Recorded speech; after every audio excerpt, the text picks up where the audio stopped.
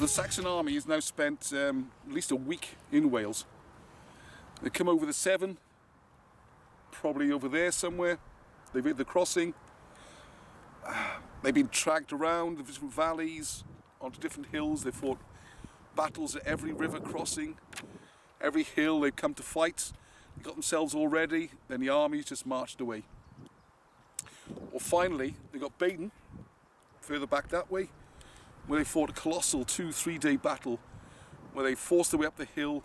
They finally ground down the British defenders who've been hurling stones at them, missiles, making life absolute misery as they've been climbing up layer after layer and through rampart after rampart. So they're finally getting ready to the point where the ammunition's exhausted and the cavalry force, which has been fighting on foot, will be exhausted.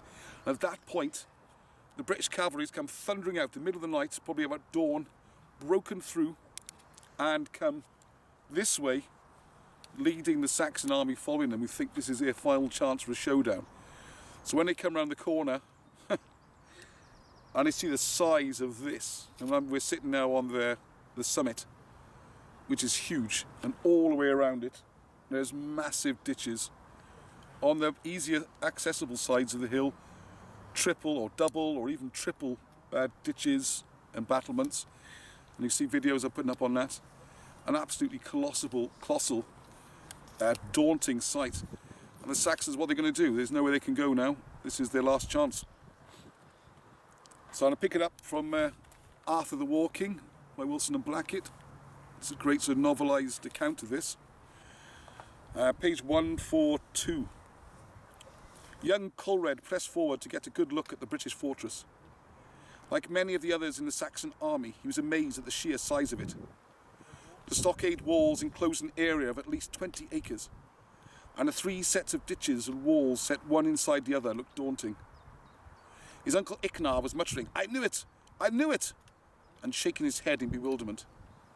The British were clearly prepared for the Saxon invasion, and Colred realised that they must have intended fighting here at this place all along. He marvelled at the people who had planned a battle months before it actually happened. New orders were given to set up camp, and the Saxons began to organise themselves and to eat what was left of their meagre rations. The Saxon army had run out of food. Small groups of men who had gone off foraging came back empty-handed. Most came running, having been attacked by separate strong bands of British horsemen. It was clearly useless to send out even bands of several hundred to look for food, as they would be attacked, and foraging was never worthwhile, unless done by many small bands able to search many different places. There was a realisation throughout the entire Saxon army that it would have to attack the hill fortress immediately. There was no point in attempting to surround the hill, as it was too large to do so effectively, and the main objective was to break into the place. Men were set to cut down small trees to make crude ladders, and the Saxon army prepared itself to attack the hill fort. High up on the stockade walls of the fort, which is where we are now, the British kings gazed down at the Saxon army spread beneath them. The view from the hill was panoramic, and south beyond them lay the plains of the King's Cantref, and beyond in the distance the sea. To the east and the west and the north were hills, for this hill commanded the gateway to the valleys and glens of the kingdom. "Well, we've got them here at last," said Prince Morgan.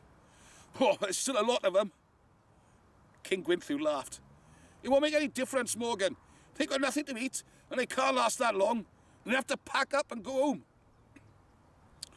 Young King Arthur's face became black with rage, showing rare emotion. "They can all go to hell, but they're not going home. They came to kill and destroy us. We will do to them exactly what they came to do to us. I intend to show them what I mean by war." Arthur finished speaking, and Morgan looked solemnly at his nephew. "They probably know that, and they will be absolutely determined to break into this place. We have to make sure that they do not." King Brychan spoke for the first time. "They don't know that we have an extra 4,000 foot soldiers in here, and we've had a good chance of beating them in any form of fight. There may be over 20,000 of them, but there are 7,000 of us. If we had not placed garrisons in the 3 stone-walled towns, we could have met them in the open." I do not want a victory where most of our army is also destroyed, replied Arthur. I want to destroy them and preserve our army intact. We hold all the advantages on this hill, and we shall remain here until we have reduced them to a state of a pig ready for slaughter. Morgan nodded agreement. We'll take advantage of their difficulties. If they group close together to try and break through, they are sitting ducks and missiles, and we can concentrate on that point to stop them. If they spread out to probe all round the hill to avoid missiles, then we can send the cavalry out to slaughter them. Scattered infantry are defenceless. The kings broke up their meeting. Each would take a part in the defences of their fort as his own responsibility. Their spearmen and archers lined the wooden walls, and inside the central area at the top of the hill, the horse herd was tethered in lines. Grooms were attending to the animals and feeding them, and the cooks were preparing meals for the men. Others are running last-minute checks on the supplies of stone missiles and other details. The young king walked back to the place where his personal tent stood behind the third wall. His uncles and cousins accompanied him, and when they'd arrived at the tent, they found Bishop Dyfrig waiting for them with some of his monks. The bishop had been as good as his word, and he had been waiting at the hill fortress with the infantry to join the army when they arrived. I thought it best that I stay out of the way until you had made your arrangements, said the bishop. Pray God will grant us the victory, replied King Arthur quietly. We will do all that men can do. Our monks will grant us the victory, said the bishop confidently, and he turned and beckoned to his monks, who brought forward a shield and handed it to the bishop. I have had this shield made for you, Arthur. Carry it with you in the battle, and no harm shall come to you. The protection of the Holy Mary, the Mother of Jesus, the chosen one of God, will be with you. The kings looked curiously at the shield, on which was a painting of a woman with a sunburst halo around her head and stars painted around it. The painting was obviously one of the Holy Mary, and none of them had ever seen anything like it before. Their shields were emblazoned with bulls' heads, boars, eagles, ravens, lions, and other valiant creatures. No one had seen a shield with a holy picture of a woman upon it. The significance of the shield was not lost upon Arthur, who was aware that Dyfrig was honouring his promise to support him as paramount king. I thank you for this wonderful gift, cousin Dyfrig. I will carry the shield in battle, and God and Mary will grant us their victory. I think we should eat now, quickly, while we have the chance. I ask you to pray for the army. They all sat down quietly around the fire, and the cooks brought the bread and meat and beer, and the bishop blessed the food as usual. The attendant bards who accompanied the kings everywhere, including fighting at their sides in battles, played on their instruments and sang, and the music spread and was heard all over the hill.